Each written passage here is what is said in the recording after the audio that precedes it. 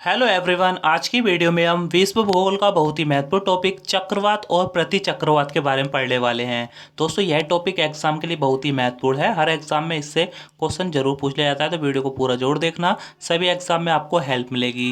दोस्तों इस टॉपिक से जितने भी महत्वपूर्ण प्रश्न बन सकते हैं उन सबको हम इस वीडियो में पढ़ेंगे, तो वीडियो को आपको पूरा जरूर देखते रहना है। अगर आप ये पूरी वीडियो देख लेते हो ना, तो आपको सभी एग्जाम में बहुत ही हेल्प मिलने वाली है। अगर आपको वीडियो पसंद आए तो वीडियो को लाइक और शेयर करना बिल्कुल नहीं भूलना है। जो लोग चैनल पर पहली बार आए हैं वो चैनल को सब्सक्राइब करके वीडियो के बेल आइकन को जोड़ दबा दें, जिससे कि आपको सबसे पहले नोटिफिकेशन मिल सकेगा।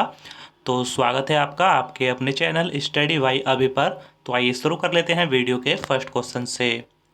फर्स्ट क्वेश्चन है हमारा, चक्रवात और प्रतिचक्रवात की उत्पत्ति कैसे होती है। तो आइए दोस्तों जान लेते हैं। विभिन्न प्रकार की वायु राशियों के मिश्रण के फलस्वरूप वायु की तीव्र गति से ऊपर उठकर बवंडर का रूप लेने से होती है। ठीक है, चक्रवात और प्रतिचक्रवात की उत्पत्ति आपको याद रखना है। ठीक है, भूलना नहीं है आपको। आइए नेक्स्ट क्वेश्चन कर लेते हैं। क्वेश्चन है हमारा, चक्रवात किसे कहते हैं। दोस्तों बहुत ही महत्वपूर्ण क्वेश्चन है, आपको ध्यान से देखते रहना है, आपको ये क्वेश्चन इसी वीडियो में समझ में आ जाएगा। ठीक है, तो चक्रवात किसे कहते हैं आपको बता देता हूँ।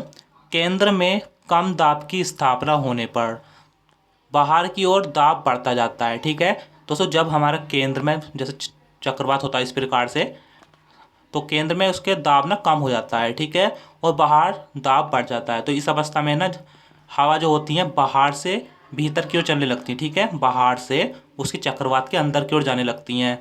इसे ही चक्रवात कहते हैं। आपको पता होगा, जैसे कि आपने फिल्मों में देखा होगा, चक्रवात जो आता है ना वो सब चीज़ अपने अंदर खींचने लगता है। जैसे पेड़ उखड़ कर चले गए, कुछ भी हो अपने अंदर खींचने लगता है। तो क्यों खींचता है? क्योंकि उसके केंद्र में निम्न वायुदाब हो जाता है और बाहर अधिक वायुदाब होता है। ठीक है, इसलिए इसको चक्रवात कहते हैं।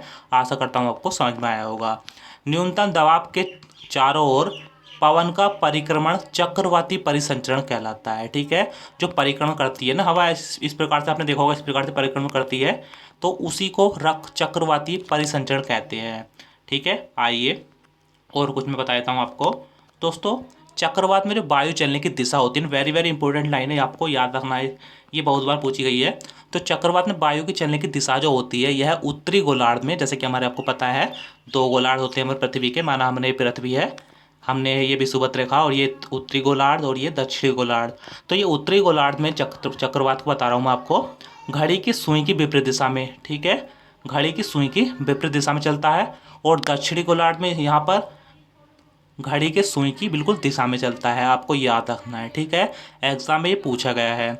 चक्रवात में हवा केंद्र की तरफ चलती है। ठीक है, और ऊपर उठकर ठंडी हो जाती है और बारिश करा देती है। ठीक है, चक्रवात में बारिश होती है और आंधी तूफान आते हैं। ठीक है, याद रखना है।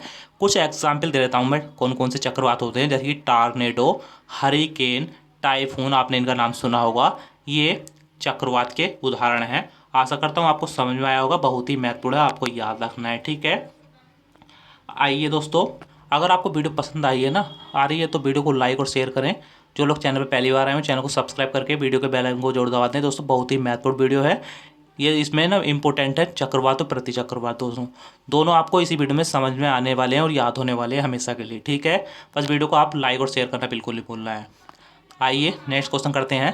प्रति चक्रवात किसे कहते हैं। इंपॉर्टेंट है दोस्तों, ये भी आपको ध्यान से देखते रहना है।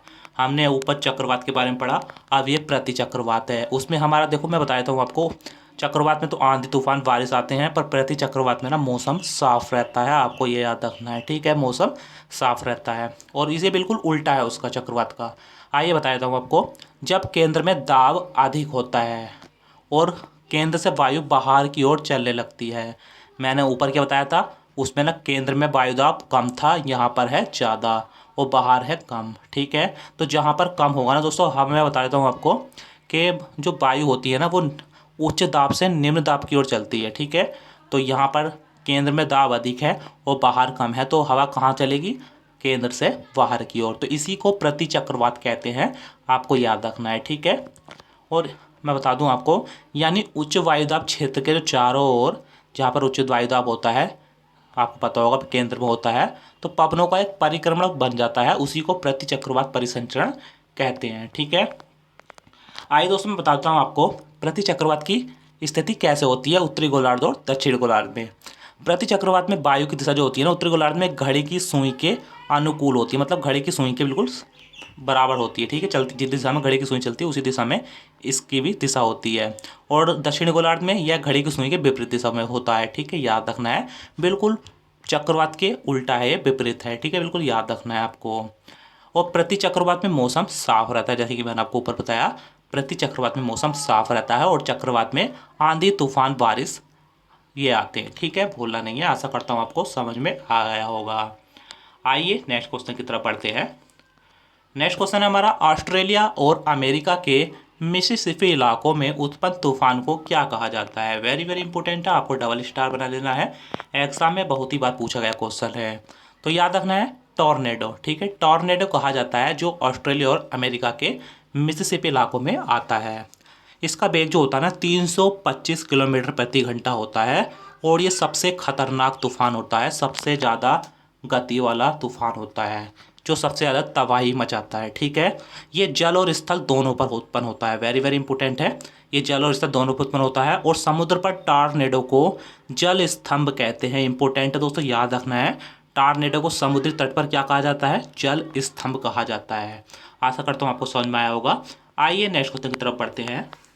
दोस्तों वीडियो को लाइक और शेयर जरूर करते रहे, बहुत ही महत्वपूर्ण वीडियो है, एग्जाम में क्वेश्चन बनता है इससे ज़रूर, ठीक है।